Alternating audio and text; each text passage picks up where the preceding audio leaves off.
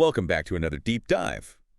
Today, we are heading down to the Texas Panhandle to talk about something that feels incredibly specific on the surface, but it actually reveals a massive truth about how local businesses survive or, don't in the modern age.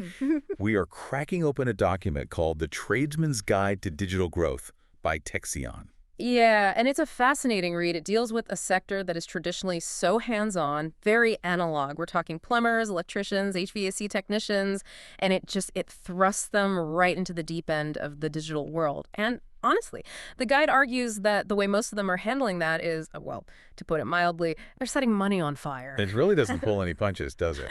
And to kick things off, I want to talk about a character the source material describes, and I guarantee every single person listening knows this character. They call it the Nephew Trap. Yes, the Nephew Trap. It's a classic, almost a tragedy in the business world. So walk us through this scenario, because I think a lot of business owners have lived this without realizing it even has a name. Okay, so picture a master electrician. Someone who has spent, say, 20 or 30 years understanding complex circuitry, load balancing, all the safety codes. An absolute master of their craft. Exactly. But then you ask them about search engine optimization or Google Maps rankings, and they just freeze. It's not their world. So what do? They look around for the nearest young person. Usually a nephew, right? Or maybe a neighbor's kid. That's the one. The logic is, well, little Jimmy is always on his phone. He's good at video games. I saw him post a funny meme on Instagram. He must know how computers work. So the tradesman hands over the keys to his entire business's marketing strategy. To a teenager. Right. And then 6 months later, they're just scratching their heads wondering why the phone isn't ringing, why revenue is flatlining. The guide makes it so clear there's this massive disconnect between knowing how to use a smartphone for fun and knowing how to drive revenue for a business. And that's really our mission for today.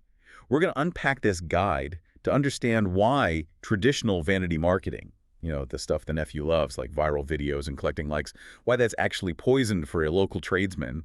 And we're going to look at how to build what TEXSEON calls a digital foundation.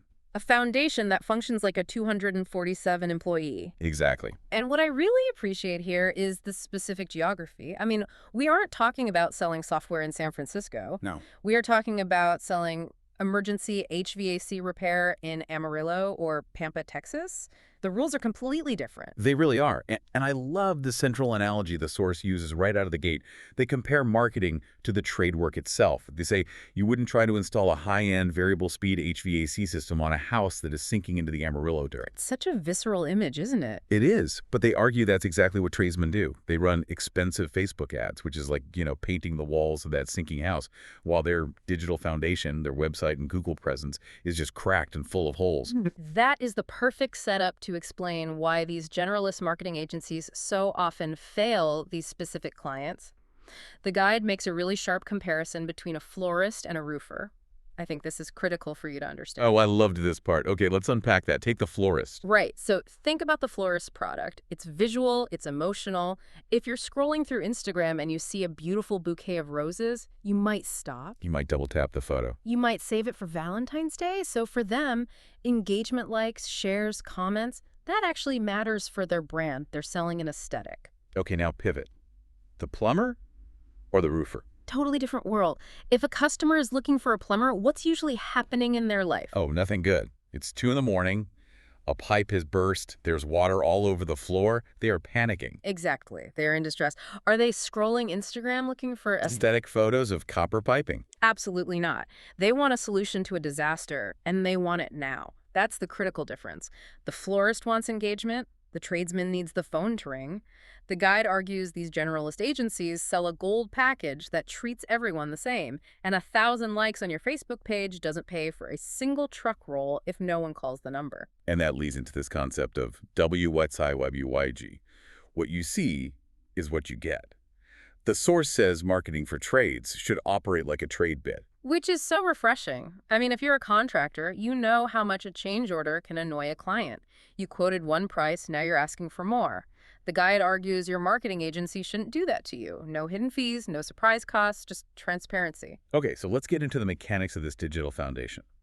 If we're not chasing likes, what are we building? The guide says priority number 1 isn't actually your website. That surprised me. It surprises a lot of people. Priority 1 is your Google Business Profile, or GBP. Why is that more important than the site itself?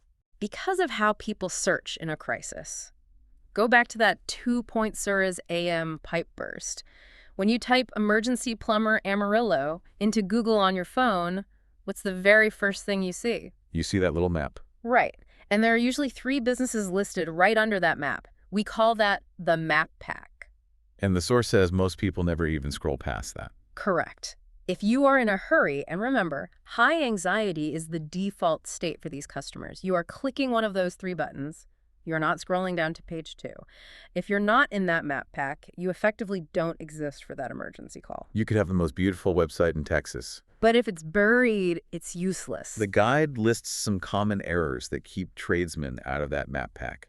And they seem, painfully simple. Like basic admin errors. They are, but they are deadly. Things like having the wrong hours listed, or a phone number link that doesn't actually work when you tap it on mobile, or, having 0 recent reviews. Let's just talk about the hours for a second. Yeah. Why is that such a big deal? Well, imagine it's 5:01 p.m. Your AC just died, and it's 100 degrees out. You Google an AC repair tech. The first listing says open until 5:00 p.m. The second listing says open 24 hours. Who are you calling? The second guy. Immediately. I'm not even thinking about the guy who's technically closed. Exactly. Even if that first guy is willing to take the call, his digital profile just told you we are closed. That's friction. And in a crisis, friction kills the sale. The guide claims that just optimizing this one listing can lead to a call volume uptick in like 30 to 90 days. That's a really fast turnaround. It's the lowest hanging fruit. Okay, so that's the map pack. But we do have to talk about the house itself, the website, because eventually someone clicks through. And the source is very specific here. It's not about being pretty, it's about speed. Speed is everything. Again, think about the user's mindset. My basement is flooding.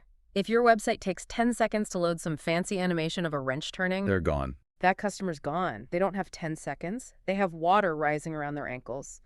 The goal is to turn the site into a lead machine, not a brochure. Right. Mobile friendly is non-negotiable. Oh, absolutely. If they have to pinch and zoom to find your number, you've lost. The phone number needs to be big, bold, right at the top. One tap to call. It sounds so obvious, but if you look at a few local business sites, you'd be shocked how hard it is to find a contact number sometimes. That's the brochure mindset. Look at our history. Look at our values. No. Solve the problem. Give them the number. Now, here is where it gets really interesting. The guide brings up a topic that is it's dominating every industry right now, but it talks about the fear around it in the trades. We have to talk about AI. Artificial intelligence. Yeah. The guide brings this up because there's a lot of fear. Tradesmen are worried that AI-powered marketing means their website is going to sound like a generic robot. And frankly, we've all seen that. It's a totally valid fear. We've all read that soulless copy where you just know a human didn't write it. But the guide uses this metaphor that I think perfectly explains how AI should be used. They call it the drill versus the carpenter. I loved this analogy. Break it down for us. Okay, so think about a power drill. It's a tool.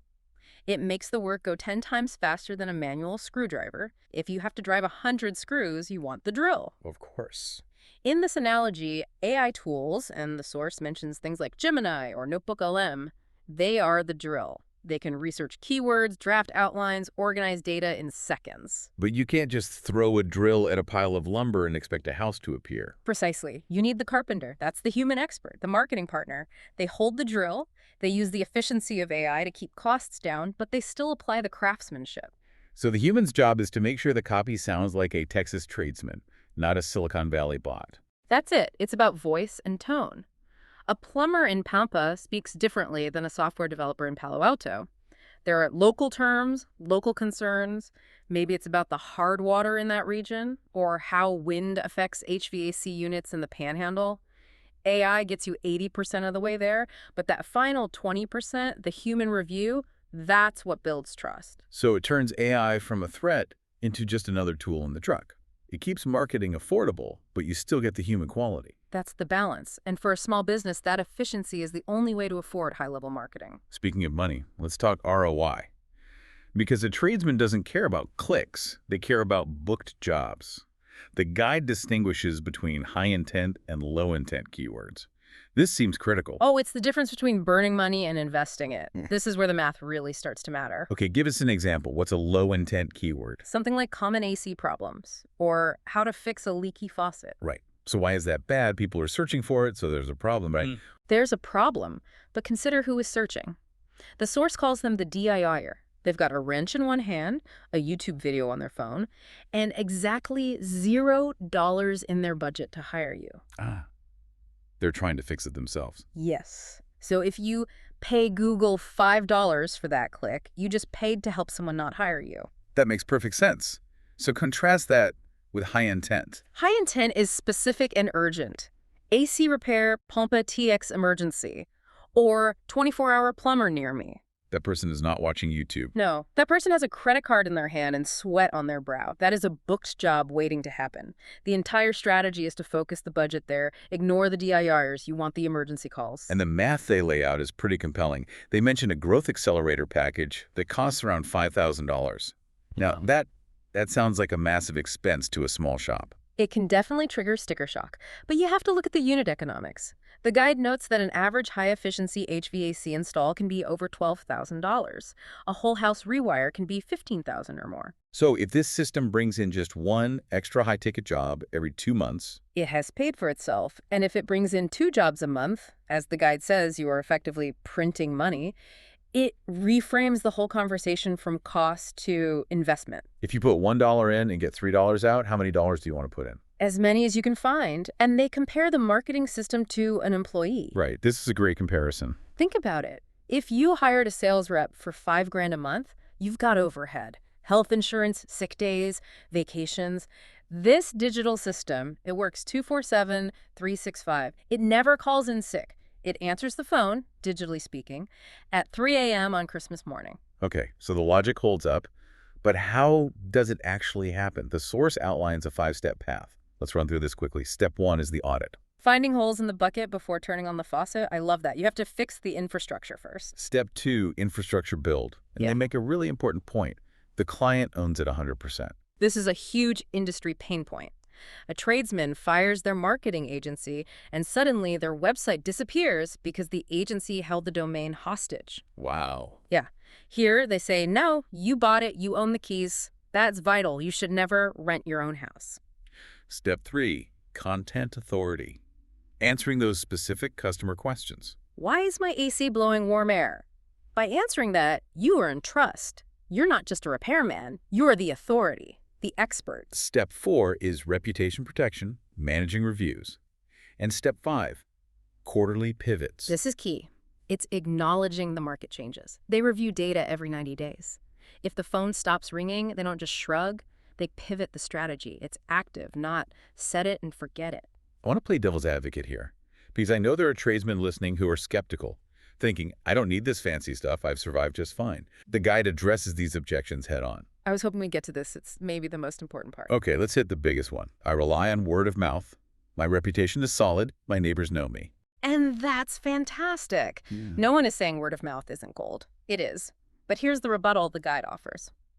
What is the first thing a neighbor does when they get a recommendation? They Google it. Exactly. Even if I trust my neighbor implicitly, I'm going to look you up, maybe just for the phone number. And imagine I search and I find nothing. Or worse, a 1-star review from 5 years ago that was never addressed. That plants a seed of doubt. The word-of-mouth recommendation dies instantly.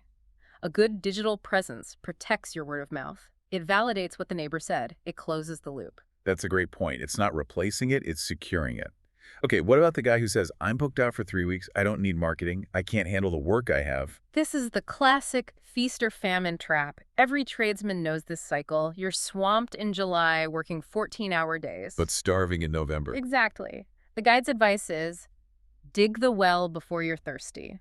Marketing now fills the pipeline for those slow months. But there's another benefit to marketing when you're busy that people miss. It lets you be choosy. Oh, right. Firing the headache clients. Precisely. If your phone is ringing off the hook, you don't have to take the low-margin job in the crawl space with the difficult homeowner. You can say no. You can hold out for the high-margin jobs. Marketing gives you the power of selection. That is a massive mental shift. You aren't marketing just to survive. You're marketing to optimize your life. It changes the quality of your life, honestly. One last objection. Yeah.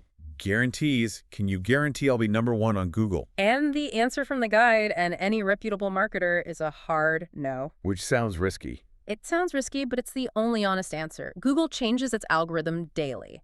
Anyone guaranteeing a #1 spot is probably using shady tactics that will get you banned eventually. The guarantee should be on the process and the transparency, not a specific ranking. So let's bring this all home. We've gone from the cracked foundation to the AI power drill. We've looked at the math of high-intent leads. What's the big picture for the tradesman listening? The big takeaway for me is that a website isn't digital siding. It's not a decoration. For a modern trades business, it's the infrastructure for survival. It's the difference between hoping the phone rings and making it ring. And it's about control. Control over your lead flow, control over which jobs you take. It really creates a divide. There are the businesses that will adapt to this, and there are those that will keep hoping their nephew can fix it between rounds of video games. And the gap between those two is just going to get wider. I want to leave you with a thought that really stuck with me from that booked-out objection. It's something for every business owner to mull over. If you aren't marketing because you are too busy, are you actually running a business? Or have you just created a job for yourself where you have zero control over who you work for next month? That is the million-dollar question. Thanks for diving in with us today. We'll see you next time. Take